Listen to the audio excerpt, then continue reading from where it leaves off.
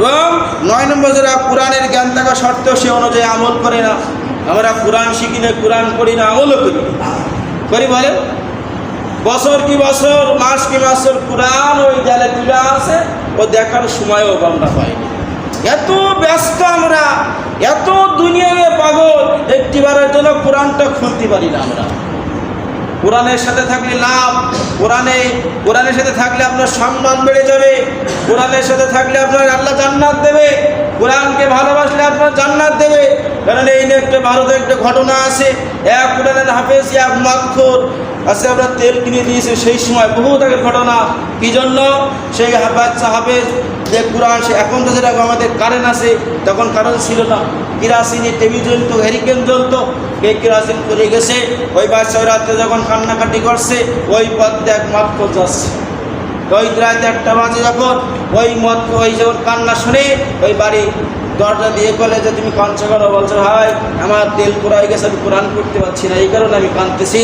তখন ওই মদখোর ওই টাকাতে মদ না কিনে ওই রাত্রে গভীর রজনীতে দোকানদারকে ডেকে 1 টিন কিরাসিন কিনে দিল। ওই দিন ধরে ওই মদখোর মরে গেল। মরে যাওয়ার সাথে সাথে যখন মদখোর মানুষকে ফল দেখতে পারে সমাজের লোক তাকে মাটি দিতে চায় না। তখন মাটি না দিলে এক জঙ্গলে ফেলে রেখে আসছে। তখন ওই সময়ের বুজুর্গে 4 বুজুর্গকে আল্লাহ স্বপ্ন দেখাইছে, যেমন কি তোমরা ফেলে দিয়েছো, ওকে তুলে নিয়ে গোসল করায় ওকে দাফন দিয়ে কবরস্থ করো।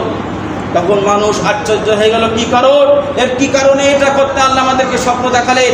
তখন যখন সবাই গোসল দেওয়া জানাজা দেওয়ার সময় যখন সবাই হাজির হয়ে গেল, তখন ওই সেই বাচ্চা হাফেজ যে শুনতে পেয়েছে যে অমুক মারা গিয়েছে, তখন ওই বাচ্চা হাফেজ কাঁদতে কাঁদতে জানালেন।